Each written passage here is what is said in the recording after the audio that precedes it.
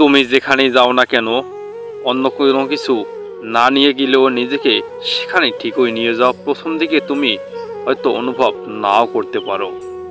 প্রবাসে থাকা অবস্থায় জীবনকে ভালোবাসা অনেকটাই সহজ, কেননা সেখানে কেউ তোমাকে চিনে না, কেউ তোমার জীবনে হস্তক্ষেপ করে না, তুমি সেখানেই সর্বসর্বা।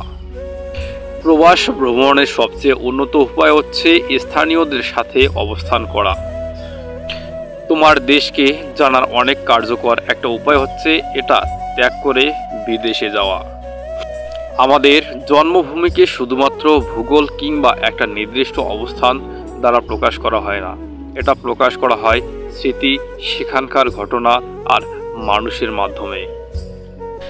আমার কাছে আদর্শ জীবন বলতে প্রবাসে স্বাভাবিকভাবে জীবনযাপন করাকেই বোঝায়। দুটো সংস্কৃতির স্বাদ গ্রহণ করা একটা তেতো মিষ্টি অভিজ্ঞতার মতো। তবে তুমি যখন তোমার জন্মভূমিকে একবার ছেড়ে আসবে, তার মতো আর কিছুই পাবে না। প্রবাস জীবনের একাকিত্বটা অনেকটাই অস্বাভাবিক আর জটিল। এই জীবনের অনুভূতি স্বাধীনতার নয়, বরং পালিয়ে থাকার। যখন তুমি প্রবাস জীবন অতিবাহিত করো, তখন তুমি সেই দেশেও বিদেশি আর নিজের দেশেও বিদেশি। একটার জন্য তুমি যথেষ্ট নও। জীবন সেখান থেকেই শুরু হয় যেখানে তোমার স্বস্তির স্থান শেষ হয়ে যায়।